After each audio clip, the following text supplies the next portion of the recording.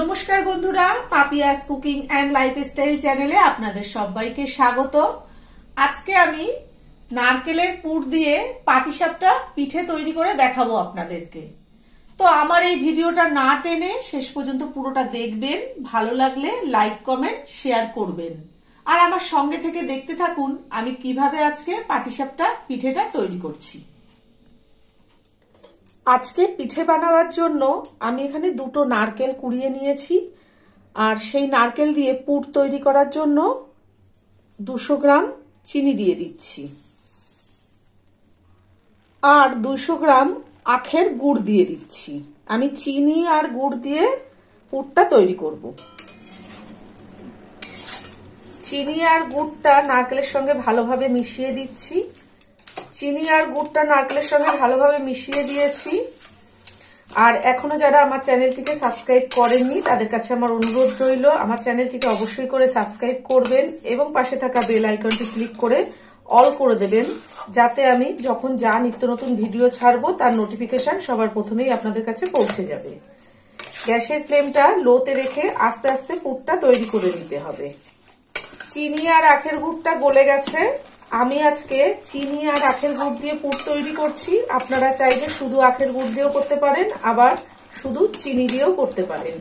আমার এই নারকেলটায় অনেক দুধ ছিল আর চিনিটা গলে গিয়ে অনেকটা জল বেরিয়েছে। এই পর্যায়ে গ্যাসের ফ্লেমটা একটু হাইতে করে দিতে হবে, দিয়ে এই জলটাকে একটু তাড়াতাড়ি শুকিয়ে দিতে হবে, কিন্তু কন্টিনিউ নাড়তে হবে, না হলে তলায় পুড়ে যেতে পারে। পুরটা বেশ অনেকটা শুকিয়ে গেছে। এবার 5টা এলাচ হামানদিস্তায় থেতো করে দিয়ে দিলাম। এলাচের খোসাগুলো ছিঁড়ে ছিঁড়ে দিয়েছি, দানাগুলো গুঁড়ো করে দিয়েছি। এলাচটা দিলে একটা সুন্দর গন্ধ হবে, খেতেও বেশ ভালো লাগবে। এই পর্যায়ে আমি ছোট বাটির 1 বাটি লিকুইড দুধ দিয়ে দিচ্ছি।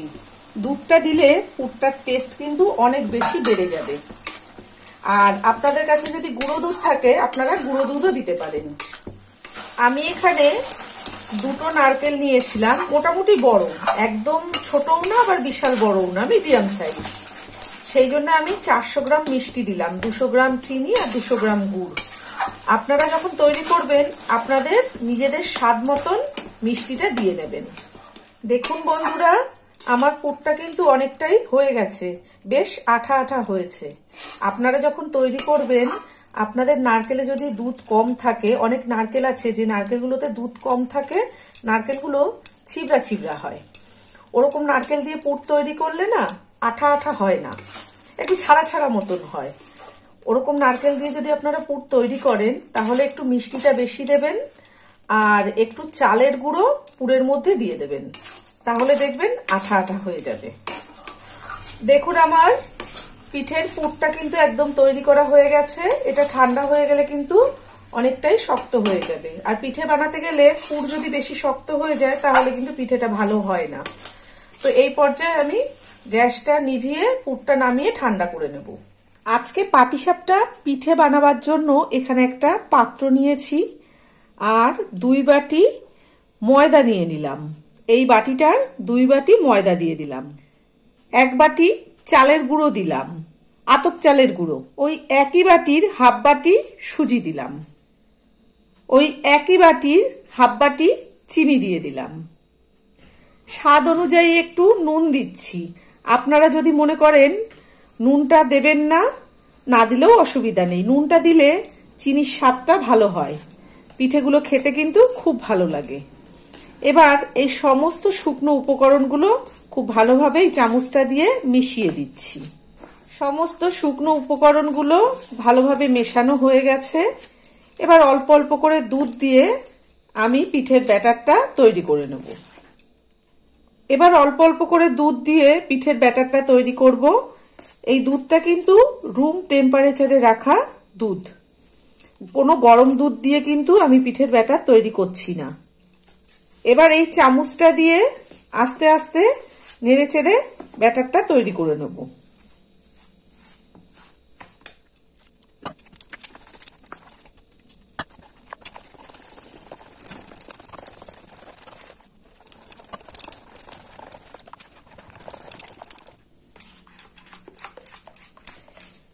দেখুন পাটিসাপটা পিঠে বানানোর ব্যাটারটা ঠিক এই পর্যায়ে তৈরি করে নিতে হবে। আর আমি এখানে শুকনো উপকরণের যা যা মাপ দিয়েছি আপনারা বাড়িতে যখন বানাবেন ঠিক এইভাবে এই মাপেই করবেন, দেখবেন পিঠেগুলো খুব সুন্দর উঠবে আর খেতেও খুব টেস্ট হবে, খুব ভালো লাগবে। আমার এই পাটিসাপটা পিঠের ব্যাটারটা কিন্তু রেডি করা হয়ে গেছে। এবার 10 মিনিট ঢাকা দিয়ে রেখে দেব, তার কারণ সুজিটা ফুলবে আর চিনিটা গলবে। 10 মিনিট হয়ে গেছে, আমি ঢাকাটা খুলে দিলাম। দেখি ব্যাটারটা কোন পর্যায়ে গেছে। সুজিটা ফুলেছে আর চিনিটাও গলে গেছে। দেখুন এই পর্যায়ে ব্যাটারটা তৈরি হয়েছে। আমি এর থেকে আর পাতলাও করব না, ঘন করব না। আপনাদের যদি বেশি ঘন হয়ে যায় তাহলে একটু দুধ দিয়ে দেবেন, আর যদি বেশি পাতলা হয়ে যায় তাহলে চালের গুঁড়ো, ময়দা, সুজি পরিমাপ বুঝে দিয়ে দেবেন। এবার আমরা পাটিসাপটা পিঠেগুলো তৈরি করে নেব। পিঠে বানাবার জন্য গ্যাসে আমি একটা ফ্রাই প্যান বসিয়ে দিয়েছি। আর দেখুন নারকেলের যে পুরটা করেছিলাম, পুরটাকে আমি এইভাবে লম্বা করে রেখেছি যাতে পিঠের ওপরে দিতে সুবিধা হয়। ফ্রাই প্যানে তেল মাখাবার জন্য দেখুন একটা বেগুন এইভাবে কেটে নিয়েছি।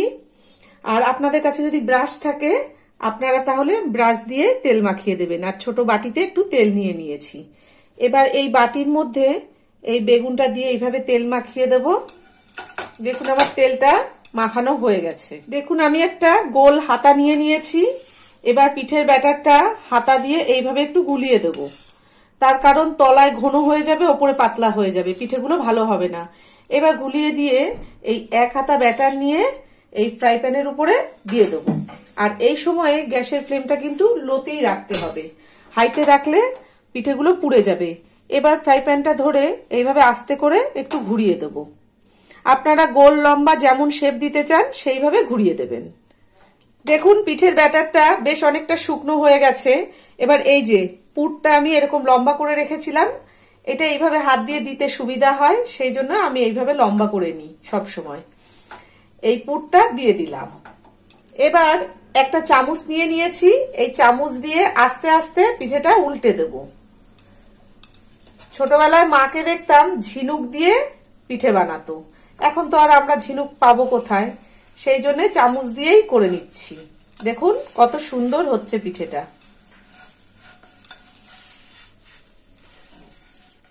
আপনারা যদি পিঠেটাকে একটু কড়া ভাজা খেতে চান তাহলে ফ্রাই প্যানের উপরে এইভাবে একটু চেপে চেপে উল্টে পাল্টে ভেজে নেবেন। আমার একটা পিঠে হয়ে গেছে, এবার এই পিঠেটা আমি নামিয়ে নেব।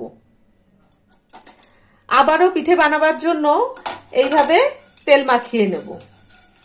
পিঠের ব্যাটারটা হাতা দিয়ে এইভাবে গুলিয়ে নেব। তারপরে আবারও ঠিক একই পদ্ধতিতে এক হাতা ব্যাটার নিয়ে ফ্রাই প্যানে দিয়ে দেব। ফ্রাই প্যানটা ধরে আস্তে আস্তে ঘুরিয়ে দেব। পিঠের ব্যাটারটা হালকা একটু শুকিয়ে এসেছে, সেই সময়ে এইভাবে আবারও পুরটা দিয়ে দেব। এবার এই চামচটা দিয়ে আস্তে করে উল্টিয়ে দেব।